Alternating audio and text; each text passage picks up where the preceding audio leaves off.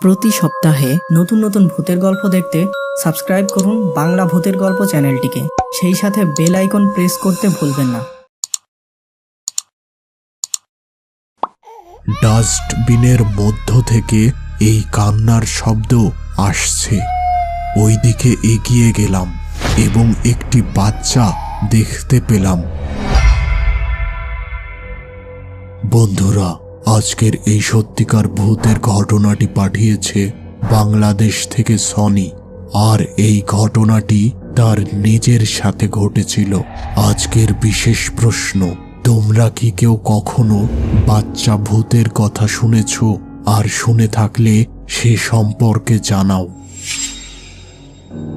আমার নাম সানি। আমার ঢাকা শহরের গাজী ভবন মার্কেটে একটি দোকান ছিল। দোকানে নানা ধরনের বিদেশি জামা কাপড় বিক্রি করা হতো। আর এই গাজী ভবন মার্কেটে কিন্তু কোনো প্রকার লোকাল জিনিসপত্র পাওয়া যেত না, শুধুমাত্র বিদেশি জামা কাপড়। একদিন আমার দোকানে হঠাৎ একটি লোক এসে জিজ্ঞাসা করল, আচ্ছা, আপনাদের কাছে কি বন্দুক আছে? আমি কিনতে চাই। এই কথা শুনে আমি খুব অবাক হয়ে গেলাম। এরপর আমি ওই লোকটাকে বললাম, আপনি কি পুলিশের লোক? লোকটি কিন্তু আমার কথার কোনো উত্তর দিল না। সে আবার জিজ্ঞাসা করল, আপনার কাছে বন্দুক আছে কিনা বলুন। আমার বেশ রাগ হলো, আর তাকে উদ্দেশ্য করে বললাম, আপনি আগে বলুন যে আপনি কি পুলিশ অথবা র্যাব অফিসার কিনা। আর আমি বন্দুক বিক্রি করি না। আর এখানে কেবল আমি না, এই পুরো মার্কেটেই বন্দুক পাওয়া যায় না।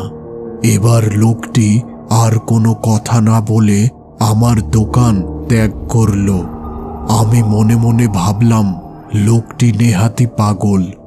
এবার আমি আবার দোকানের কাজে ব্যস্ত হয়ে পড়লাম। রাত প্রায় 12টা বাজে। মার্কেটের প্রায় সকল দোকান বন্ধ হলেও আমার দোকান তখনও খোলা ছিল। ব্যবসার হিসেবে কিছু সমস্যা থাকায় আমি দোকান বন্ধ করতে পারছিলাম না। এমন সময় হঠাৎ একটি শব্দ শুনে বেশ হকচকিয়ে গেলাম, যেন কোনো মেয়ের কান্নার আওয়াজ। আবার কিছু পরে হাসির শব্দ। আমি বেশ ভয় পেলাম, কারণ আশেপাশের দোকানগুলো সব বন্ধ হয়ে গেছে। তাহলে এই শব্দ আসছে কোথা থেকে? কিছু সময় পরই আবার সব চুপচাপ। এবার আমি দ্রুত হিসেবের কাজ শুরু করলাম, আর কাজ শেষ করে দোকান বন্ধ করলাম এবং আমার বাড়ি মিরপুর 11 নম্বরের উদ্দেশ্যে একটি সিএনজি করে রওনা দিলাম। সিএনজি ড্রাইভার আমাকে মিরপুর 11 নম্বর রোডে নামিয়ে দিল। এবার আমি আমার ফ্ল্যাটের দিকে হেঁটে রওনা দিলাম। কিছুটা পথ এগোতেই একটি বাচ্চার কান্নার শব্দ শুনতে পেলাম। পাশে লক্ষ্য করতেই বুঝলাম ডাস্টবিনের মধ্য থেকে এই কান্নার শব্দ আসছে। ওইদিকে এগিয়ে গেলাম এবং একটি বাচ্চা দেখতে পেলাম। এই দৃশ্য দেখে আমার খুব খারাপ লাগলো। মনে মনে ভাবলাম, একজন মানুষ কিভাবে তার নিজের বাচ্চাকে এইভাবে ডাস্টবিনে ফেলে রেখে যায়। আমি সিদ্ধান্ত নিলাম বাচ্চাটির একটা ব্যবস্থা করব।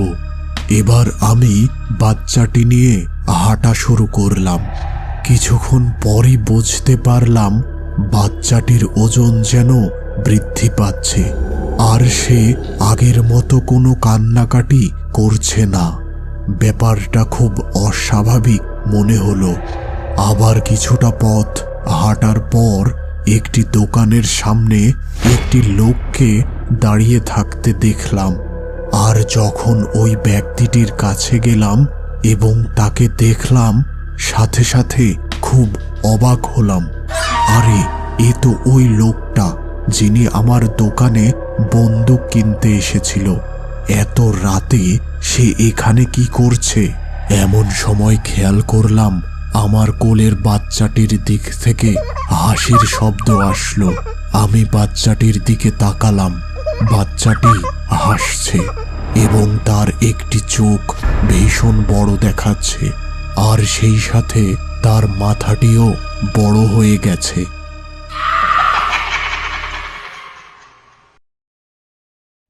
আমি বাচ্চাটির দিকে আর তাকাতে পারলাম না।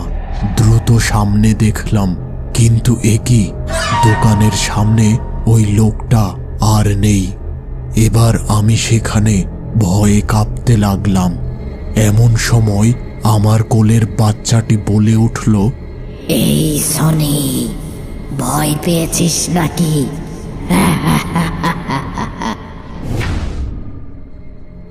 এবার আমার মনে হচ্ছিল এখানেই হয়তো আমি অজ্ঞান হয়ে যাব। দ্রুত আমি বাচ্চাটিকে পাশে ছুঁড়ে ফেলে দিয়ে বাড়ির দিকে দৌড় শুরু করলাম। কিছুক্ষণ পর আমি আমার বাড়ির কাছে এসে উপস্থিত হলাম এবং সেখানেই অজ্ঞান হয়ে গেলাম। জ্ঞান যখন হলো তখন আমি নিজেকে আমার বিছানায় আবিষ্কার করলাম। বুঝলাম গত রাতে খুব জোর বেঁচে গেছি। এরপর অন্তত 1 মাস আমি আমার দোকানে যাইনি। বর্তমানে আমার সাথে সবকিছু ঠিকঠাকই আছে, কিন্তু সেই লোকটা যে আমার দোকানে বন্দুক কিনতে এসেছিল এবং ওই রাতের বাচ্চাটিকে আমি এখনো ভুলতে পারিনি। আজও ওই রাতের কথা মনে হলে আমার শরীর ভয়ে কেঁপে ওঠে।